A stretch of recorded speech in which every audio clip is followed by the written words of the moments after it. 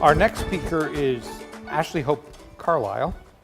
As a sculptor, UW Associate Professor Ashley Carlisle is quite hardcore.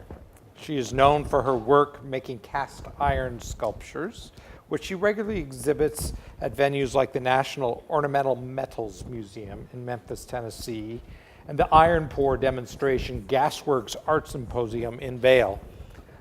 I have a recollection of my own when my son was somewhere in grade school. He was being babysat by one of Professor Carlisle's students, and he said, well, I'm going to take him, I have to go to the, do something with my art class this afternoon. Do you mind if I take Connor along? And we were like, yeah, okay, why not?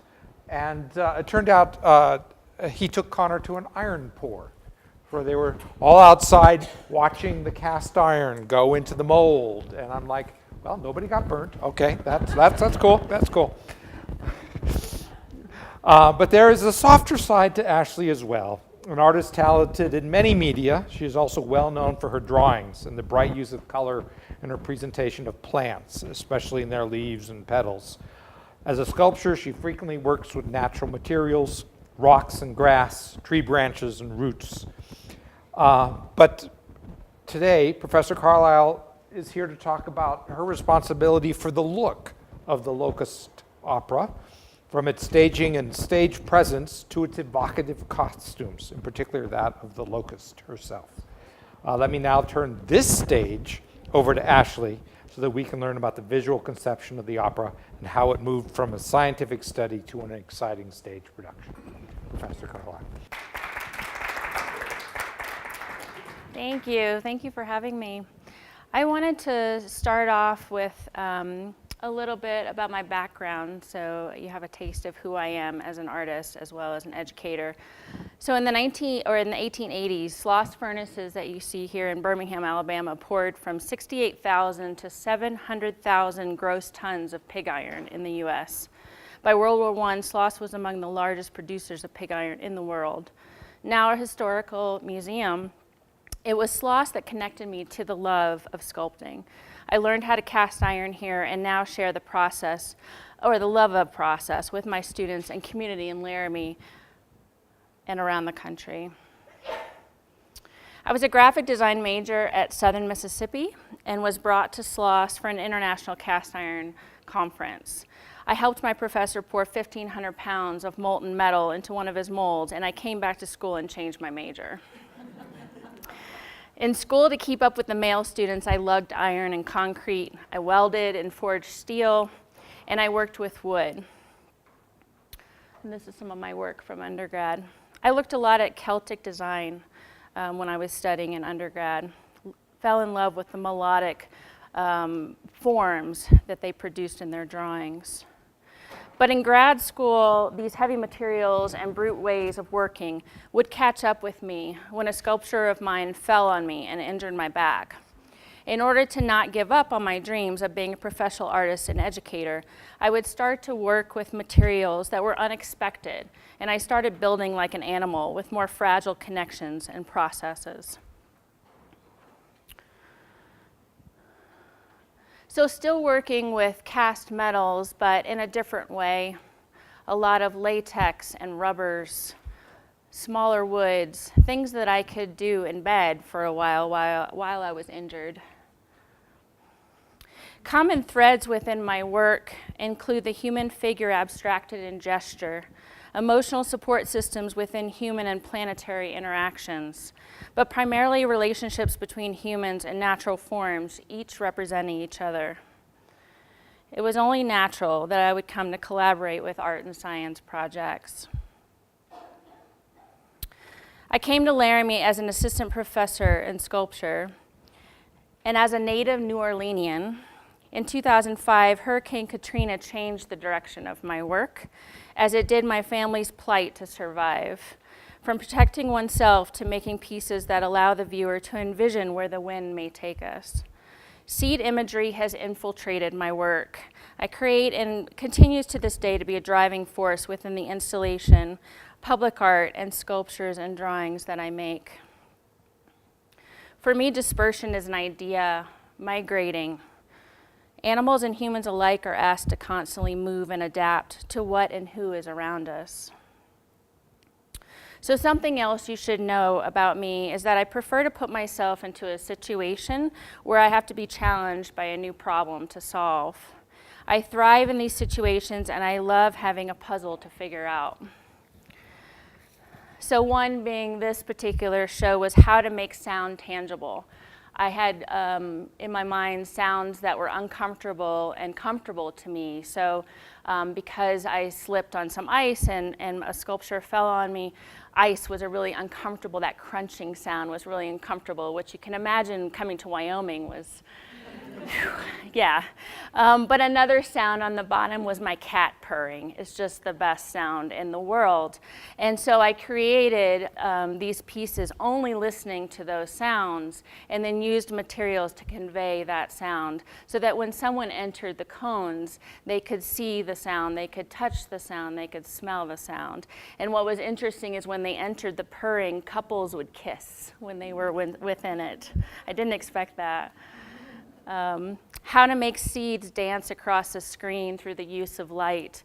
This particular show was one where you applied with a proposal or an idea, and then the city of Richmond, Virginia actually allowed you to use amazing, really expensive video equipment. And so instead of going into galleries, you actually walked along the streets, and that was the show.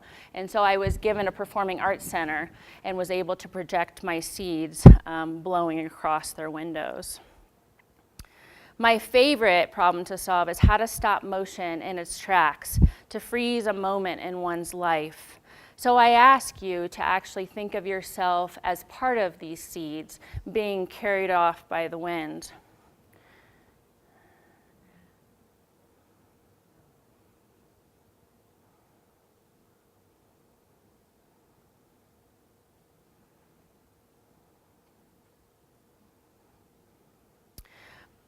Among my favorites is definitely collaborating with unlikely entities within art and science.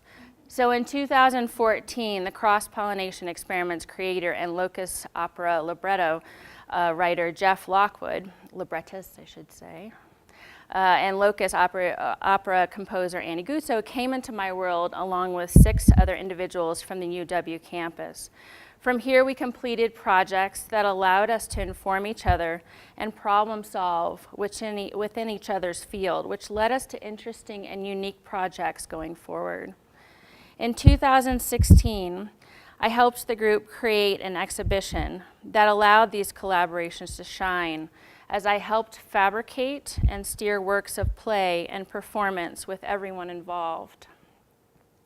Each piece had a lesson to learn or something to teach the audience that fulfilled an artistic notion of creating something with purpose and intrigue. I attempted to listen well and figure out how my part could be played with the knowledge I have in process and material manipulation. Locust the Opera was no different. A collaboration between Jeff and Anne. I was invited by them to experience and interpret visually in materials. The beautiful creature haunts a scientist until he figures out what happened to her kind back in the day.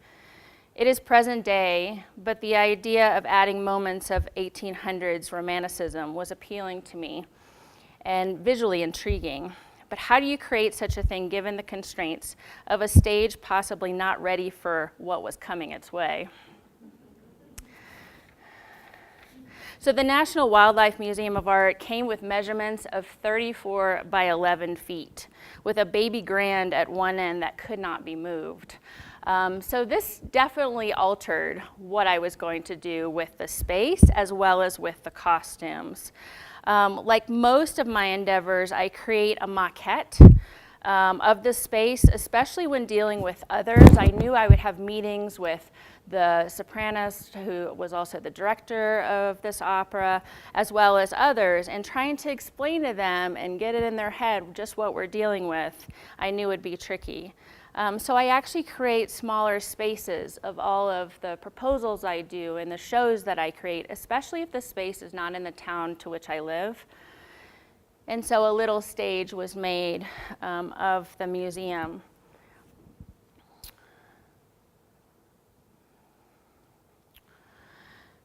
So our story asks for two scenes meant either moving work on and off the stage, or creating a duality that could work together on the stage as one. And so there was a prairie and a study, thankfully only two. Jeff had such a clear idea of what he wanted this to look like. And I mean, down to the T. Of course he did, he's a writer, so it makes sense. But there was a time where I was like, what can I contribute to this, right? He already has it mapped out. Am I simply the builder? And that's my role. But I also thought, well, I'm actually the editor as well. And I need to help kind of pare down, rein in cats at moments. That needed to be an important role of mine, which I didn't really, I think, fully realize until I got here. But also keeping in mind the size of the stage and the feel, so that even though the stage was on the smaller side, you really could put yourself in the study, in the prairie, and be there with these characters. And so this picture was a huge inspiration for me. It's actually Darwin's study, and I think it's just amazingly warm. It looks comfy, but also intellectually busy. There's a lot going on there. And so I knew my mother had given me this 1860s mahogany table, and I actually, antiques are tricky in the West, right? I'm coming from New Orleans, so the moisture level is a little bit different. This table just kind of is not happy here. And I'm in the process of actually taking it and creating a new one, but thought this is actually perfect. I can use it as a set prop, and it will fit within the time period that I'm looking for. I would like to take full credit for students that come into my studio to say their brilliance is purely my doing, but it's not, and thankfully it's not. I actually get to work with some amazing students from around the state and beyond. And this one, Aaron Struby, is from Laramie.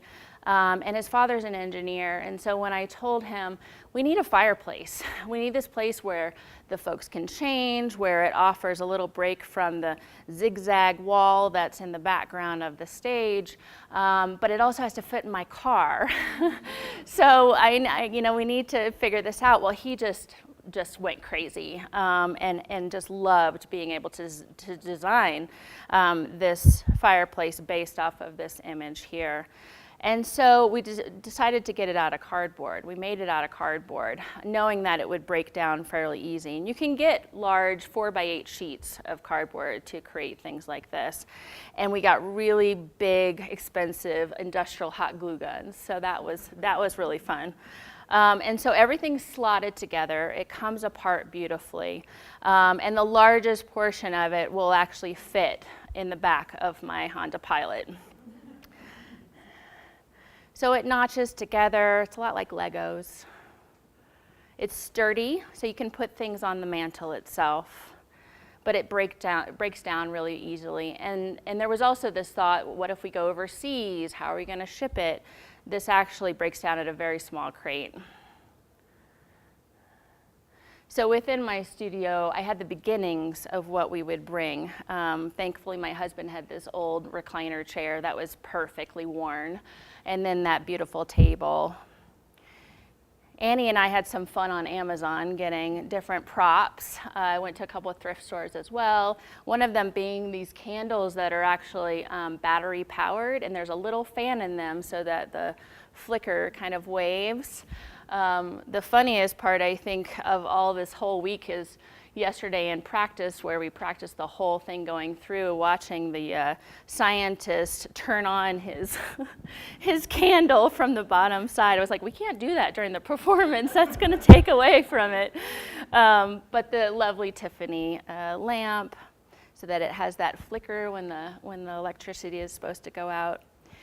And then us unloading everything from my car. I was joking, I felt a little like Sanford and Son, kind of holding everything back while I'm driving here to make sure it doesn't fall on me. But it was perfectly packed, really snug, and so it worked out beautifully. so that the set then in the study looked a little bit like that. Them practicing. And the lighting really made a difference. We found a lovely gentleman, Doug Vogel, that has a company, a lighting company in town, and he was able to help us bring in some extra lights so that their faces would be lit. Normally I'm used to dealing with gallery lighting, so a lot of this has been really new and kind of learning as I go, and I've learned a lot on this project. Definitely wanted to bring the prairie in. I've done video before, so going out to get video was both fun and daunting because of all the fires that have been happening. And so I'm going to continue to get some video as we progress. My work is never the same when I show it more than once. I always change it and morph it and tweak it. And so in my mind, I imagine these kind of grasses blowing behind the rancher and the scientists as they were singing. And then you realize, well, actually Wyoming doesn't have grass that tall. So more sagebrush and things like that, but some movement. So I'm still seeking that, and now that I know exactly what I want, I think I can continue to work with that video. The screen breaks down. It's actually a rear projection. I wanted to make sure that there wasn't shadows beaming on the prairie itself, and so we got a projector that could go from the back side, and so there was minimal disruption in terms of shadows.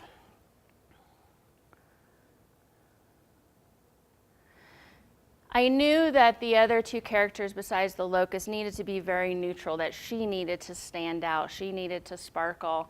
And so kept very kind of khakis, whatnot. I will say Jeff was my inspiration for the scientist, and you look a little alike. He's a little shorter than you, but otherwise it's kind of spot on, especially when he's sweeping through. I've seen that sweep, sweeping through the prairies. I don't know about the drinking, but you know. But very neutral, comfortable, so that they could both move. It was interesting last night, I realized he's got tattoos all over him. We need to figure that out. I'm not sure a Wyoming rancher would have that, but, but you know, his voice makes up for it for sure. And you can't really tell, but he has Chevrolet on his belt buckle, which I thought was just perfect. So really, I really wanted to focus on her. I kept the men simple because for me, she was really the star of the show. And again, like Annie said, she needed to sparkle. She needed to be this beautiful thing. Now, you've seen what I can do in terms of materials, but this stage is really limiting. So I've heard a lot of, well, it wasn't what I expected from you, and you know, it's a lot more kind of dress-like, but you can't make this huge thing and then have her not knock over parts of the set as she's doing her thing. And so I really focused on this image in particular, and the wings and the patterns, and what could I do with her outfit as part of it. Jeff lovingly gave me all kinds of really amazing images of designers that have thought about this and have created whole collections. So now my head's just whizzing in terms of what will come next, but also how I will tweak this outfit or costume as we go forward. And so these two particular images really spoke to me in terms of the layers, and I still would like to add some more layers to Kristen's gown to really bring that patterning, because the locusts are they're amazingly beautiful creatures. And there's so much going on within them. But you'll see kind of later, especially the piece around its neck, I wanted to bring into Kristen's costume. And so I did a lot of drawings that were very much dress-based, knowing that she couldn't have a whole lot of square footage around her that would interact with the set itself. And then again, I have a postbac student right now named Jamie Lindsay, who's also from Laramie, and she's both in fashion and in the art world doing photography and sculpture with me. And so I was lucky to have her help on putting everything together for this dress. I know how to sew. I teach sewing all the time, but you have to parcel out your time when you're doing this many things, or you go insane. And so to have help is just instrumental, and it's amazing to watch, and it's also a really good experience for them as well. My favorite part is by far the back of this dress, the wings and the patterns. We had a lot of fun in the fabric store in Fort Collins, and just had miles of bolts piled on top of my cart, which was pretty interesting because we have a new puppy right now, and she was in the cart being hidden by all of the bolts on top, and it spurted. People asked me, "What are you doing? What are you making? And what's going on?" And I said, "Oh, it's for this opera." And, "Oh, when is it? I'm coming."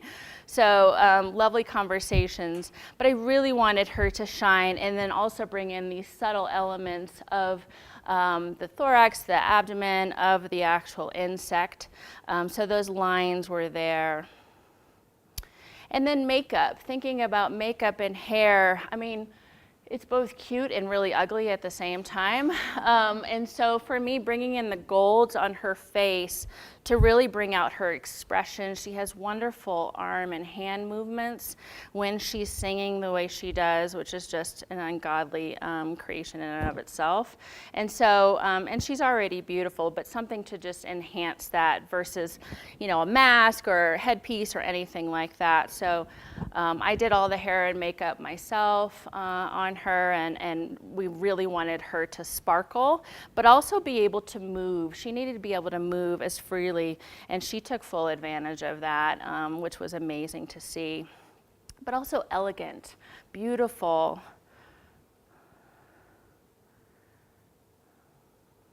A sight to be seen and to be listened to stand out so that when that tinkly music comes in, she sparkles along with it.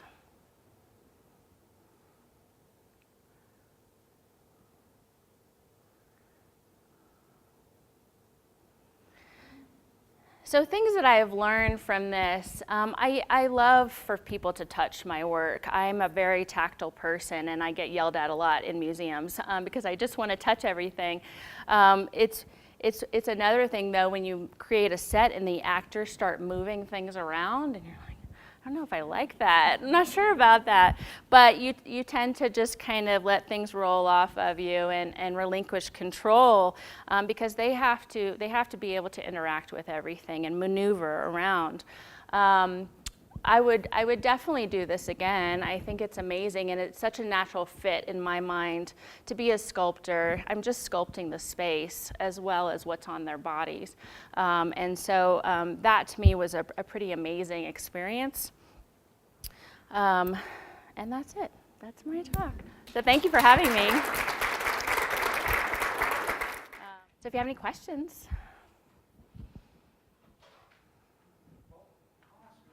Okay. Why the choice of bare feet? Bare feet? Yes. Well, once we actually all went to, Jeff and Annie and I went to Denver. And that was her first fitting. And so we actually got to see her act with the outfit, but also without the outfit. And so I wanted her grounded to being natural and insect-like, but I also just couldn't imagine anything else on her feet, honestly. I mean, I couldn't imagine high heels or any of these other options. I think she needed to be able to move, to point her feet almost like a ballerina, and slink around in that dress. And so she polished her toes, so that was good. And I think that was enough. So I like that. I go barefooted all the time. If I don't have my steel toe boots on, I'm barefooted.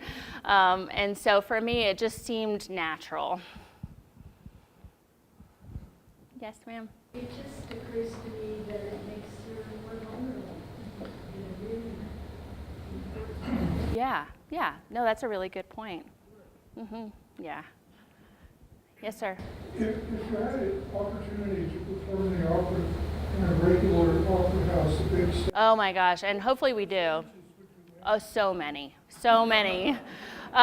It would be on a grander scale. I think we would have the set up either where we're taking things on and off, or there's a kind of a blanket screen that can come in front of one or the other. So if you imagine the studies back here, there's a screen that comes forward with the prairie.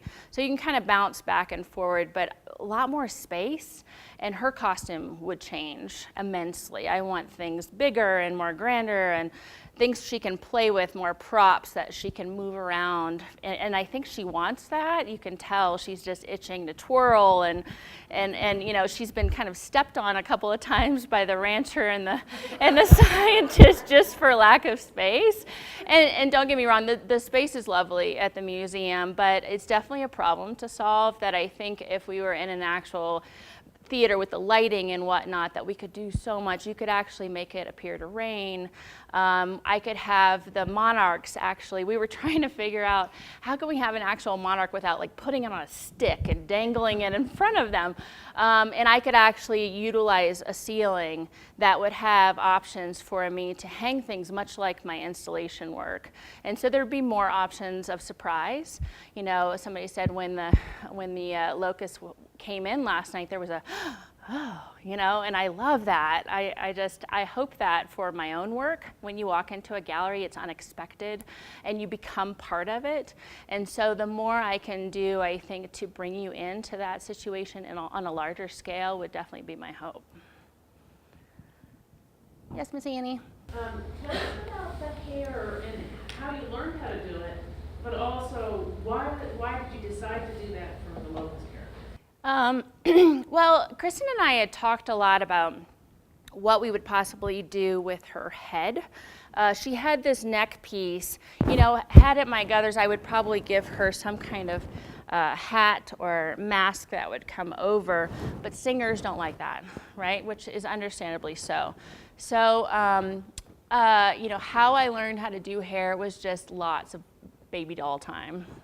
You know, Barbie dolls, my dolls were all mangled and could not be sold after I played with them so long, and but curling irons and blowouts and all that kind of stuff, I just loved it. And so, and I think I have a lot of practice doing my own hair, and it just comes natural. It's like sculpting with hair, basically, as long as I have a good amount of pins.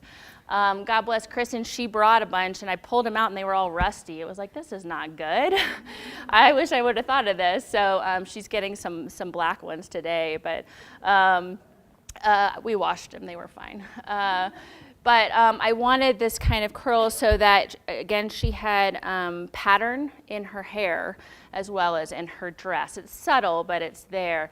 But also that kind of 20s, 30s, right, curl on the top so that it kind of elongated her head a little bit more, but in a beautiful way was really what I was after. And there are easy ways to do that. Mainly don't let her wash her hair for a little while so everything kind of stays in place really good. And then spray the bejesus out of it with hairspray to make sure it stays put, because she moves a lot when she's up there. And so to make sure that she feels secure, that nothing's going to go anywhere. And I would probably add some more sparkles. And, you know, I had an idea to do a headpiece for her, and I would possibly still like to do that down the road. But I didn't want, you know, antenna and weird legs, you know. It just didn't fit for me for who she was. And after hearing her for the first time in Denver, I still, every time I hear all of these singers, I just get goosebumps. And so to me, that's a really good thing. And so I really wanted to push how beautiful she was, not only as a person, but as this actress and the singer and as this character. And so that was really important to me. Yes, ma'am. On her hair, I thought, in my mind, I thought probably whoever designed it was thinking in terms of sort of the big bug eyes of a locust, and those two big curl things fed right Subtle, into that right? for me. Yeah, Exactly. yeah, versus these big googly eyes in the front. Yeah, it just wouldn't have fit. So elegant, right, was in my mind. Yeah, refined. Yes, ma'am. Yeah, I'm struck just by the completeness of the design and the philosophy of everything going together. It hadn't occurred to me that you were thinking about every little piece of it. I guess my question is sort of for all of you is when you were thinking about the Locust, was there any thought about how locusts move themselves? She did a beautiful job in various ways, but I wonder if you thought if that was part of the thinking about how does a locust actually move? You know, Jeff gave me some specimens, and so, you know, I studied their anatomy, but, and I also have watched my son, who's 11, Eli, catching crickets and whatnot quite a lot. But I really I wanted to make sure that she could move, so there was a little bit of thought in there for me in terms of the costume itself. But I left that to Kristen, really, and I think she really practiced it a lot. And so I think that was more kind of left to her, and her figuring out what she would do and how she would do it. But I needed to see in Denver how it would come about, so that we made sure that what she was wearing would do what she needed it to do. Yeah. I asked Kristen that question last night, and she said that she had watched videos of locusts swarming, and she'd been on hikes down in near Denver and watched them as they're doing their flying, Yeah. grasshoppers Yeah. as they do their flying thing. And it was clear she'd spent a lot of time studying that movement. And we watched some of those swarm videos. Jeff had sent us a bunch because we were trying to figure out the sound that you all would make in the audience. So it was fun to actually bring a bunch of different papers to Jeff and Annie. We actually had kind of a play day where they came to my studio and I gave them a bunch of different materials and they could crinkle them and, no, not that. No, this one doesn't work. Yes, this one. We need to make this one work.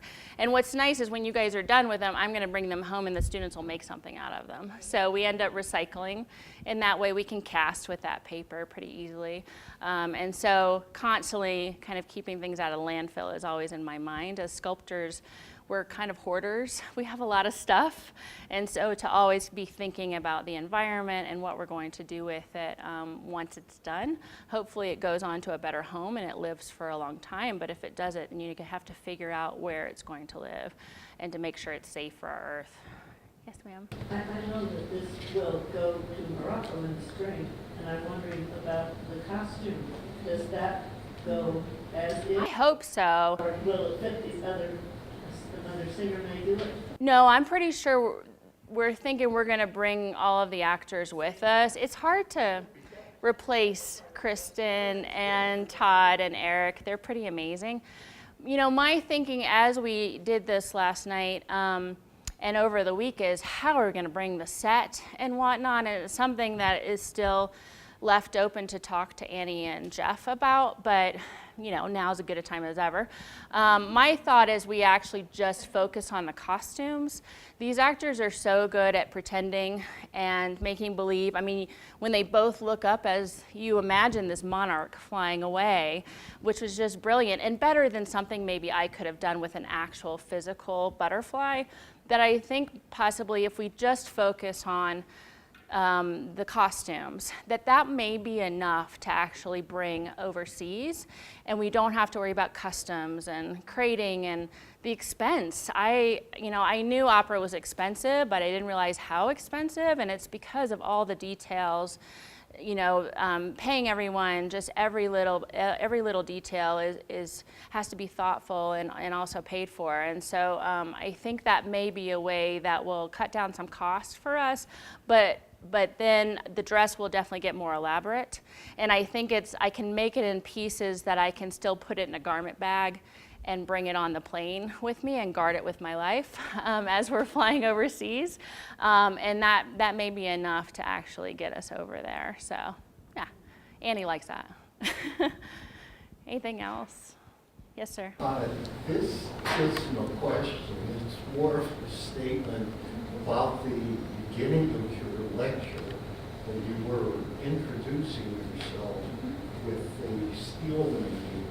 I grew up near Pittsburgh in a steel mill town, and specifically very close to a blast furnace. And the thought of that has always been indelible for me. Absolutely. And it's the process of steel has always fascinated me. Well, we pour iron every fall. And so it's a little bit of a fundraising for us. We actually make these smaller scratch molds that you can draw in. The community comes in, so people bring their kids and people of all ages. You can come and draw in a mold, and we pour iron into it, and you get a tile to take home with you.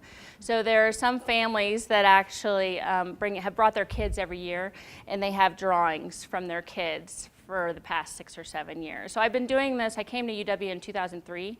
And so for the past 15 years, we've poured at least once, if not 2 or 3 times every year. And the iron it's recycled, so it's donated to us, and that makes the metal free for the students. I like the process because, as you know, you can't do it by yourself. You have to work with other people in order to get it done. Bronze and aluminum, you do have to work with other people, but that's an hour process. Just to burn in my furnace is 2 hours, and then we usually spend about 10 hours pouring. And we usually every fall, we go through about 2 tons of iron at one time. So bathtubs and sinks, radiators, all of that. I know I don't look like it, right? I don't wear this to work. This is all flammable. So I usually have jeans and a t-shirt on, and I'm grubby and dirty, and my hands are not this clean. We do. So I get, a while back, we actually, because Birmingham, Sloss was there because it was the perfect place. It had everything you needed. It had coke or coal, right? And then they refined it to coke. It had limestone, and it had iron ore in the ground. And so that's why Sloss was placed there.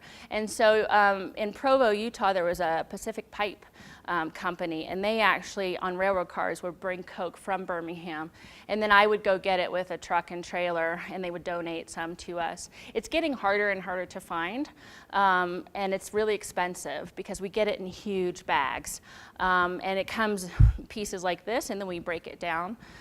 Same with the iron. The iron's, in radiators that would be in your house. And of course, these are bathtubs and whatnot that don't work anymore. So we're not, give me your bathtub out of your house. It's things that don't function anymore, and then we're recycling it. So the students are out there with sledgehammers, breaking it into smaller pieces, and then throwing it into the furnace. And for those of you that don't know, iron melts at 2,700 degrees. So it's really hot, and it's a lot of fun. And it's great as a spectator to come and watch it. And so we do it every year, and it's part of the class. I teach a casting class, and so they do bronze, aluminum, as well as iron, and non-traditional. We cast rubber and paper and Jell-O and you name it. So we have a lot of students that will go on to foundries, and they can make a really good living, and there's a lot of really good ones around Colorado in particular, as well as Wyoming, as I'm sure you know, in Lander and whatnot. And so it's what got me into sculpture. It is pretty hard on your body. So there are moments I have to really watch what I'm doing, take care of myself, but also take care of the students, because I really didn't have anyone telling me to put on a respirator or safety glasses or use your legs when you're bending and picking up heavy things. And so we all work together to get it done. But this year our iron pour is November 2nd. It's a Friday night. And if you've never seen an iron pour at night, it's pretty spectacular. It's lots of fireworks and fire and fury and kids in leathers running around, and it's a lot of fun. So, yeah. I was just gonna say the date, tell them the date. Yeah. It is November 2nd. We'll start at 5 and then just keep going until we're done. It's kind of tricky to work around the football schedule because we want the community to come in, but yet the parking lots are pretty filled up, and so there's a game the next day. But this will be our first night pour in a while, and so it's pretty exciting. It's a lot like a performance. It's a choreographed dance. We practice for months ahead of time to get the students comfortable and ready. And then I always allow alumni to come back and cast with us because for me it's extra help. We make sure everyone's safe. The audience is actually kept a certain amount of feet beyond where we are so that nothing happens, no one gets burned. And we have a lot of fun, and then we have kind of a small party afterwards, and I feed them all and make sure they're hydrated. And I'm very much a mama to my students, but it's a chance for them to cast actually really big with very little money involved. So I think that's really helpful. Yeah. Just to follow up quickly, you said the iron is recycled. Is the bronze recycled as well? The bronze is not actually, I mean, it is in terms of when we're, usually when we're pouring bronze, we actually get it in ingots from a place called Atlas Metals in Denver. And I do that because it's a lot easier to put a patina on it, and it's a lot easier to weld. So you can actually match up alloys if you're using a particular kind of silicon bronze. We use Evidur, and so that way you can match up the spool of MIG wire that you're using to weld it. You can match up brazing rod and patina chemicals. You know, at USM we did a lot of just brass fittings and, you know, kind of mismatch. We would collect, you know, aluminum cans and melt those down. Well, you realize that out of that you get very little actually good metal. And so if you're going to go through that process, you want the metal to be pretty good going in. but for iron, it's almost the only way you can go is to recycle it, and again, it keeps it out of the landfills and allows the students to not have to pay for something. Bronze is at $6 a pound. Right now, aluminum is about $2.50, and so I beg and bargain with folks around the state, and they know me pretty well. Like, oh God, Ashley's calling. But they know it's for the students and that it benefits them, and they have that opportunity, which once they get out of school, it's not quite there at the same cost. So no, we buy in ingots usually. Yeah. Yes, sir. Just one thing, when you were describing the scene where you're pouring on November 2nd, we used to go to watch the Bessemer works and the Bessemer projects, and that literally lit up the night. Yeah. It turned night into day. Yeah. So the Bessemer versus the blast furnace is casting steel versus casting metal. I've never, you know, my old professor Skip Van Houten tried to recreate the Bessemer on a smaller scale, and he could never get it to work. It's a pretty amazing process. So we're just taking, you know, cast iron and melting it down. But it was fun to watch his Bessemer furnace, but, you know, it was usually pudding by the time it came out. So I think it's a lot harder to process because you're trying to get the carbon back out of it versus iron, which has a lot larger carbon content in it. So I bet you have some fond memories. Yeah, it's pretty unforgettable when you do it. And most of the time when students have a part in it, they just keep coming back to the point where I'm like, go away, go, go make a living, go out in the world. The other thing were the slag dumps, and then bring the cars out with the molten stuff pouring down a hillside. Yeah, so do you live here in Jackson? Yeah, so if you get a chance to go to Provo, they'll actually give you tours at Pacific Pipes, and you would probably actually really get a big kick out of it because their ladles hold 10,000 pounds of iron, and they're on bridge cranes, and they're swinging around, and what they do is they pour it into a mold that's a centrifugal mold, and it spins. So the iron spins through the mold, and then it kind of poops out a pipe at the end. And that's their process. And they'll let you take a tour. It's beautifully clean. It's a pretty amazing process. You can tell all the workers are really happy there, so they treat them really well, which I think is really important because it's not a very clean environment. There's a lot of fumes and particulates in the air when you're doing it. Most of the time when you're burning coke, it tends to want to pop out the furnace, and so that's to watch. But they have a huge pool on the other side of their furnace that's just slag, and it looks like a slag lake.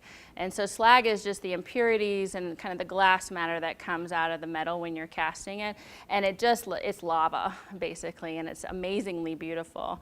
So you would probably get a big kick out of that. You should go check that out. And I'm sure there are other ones around, but I just remember that one, and I'm always kind of really paying attention to the safety measures and things like that, again, because I was never really told to be careful and to watch my health. And so I want to make sure that myself as well as our young students are able to make art as long as possible. So watching their health, keeping care of themselves. Well, thank you so much for having me.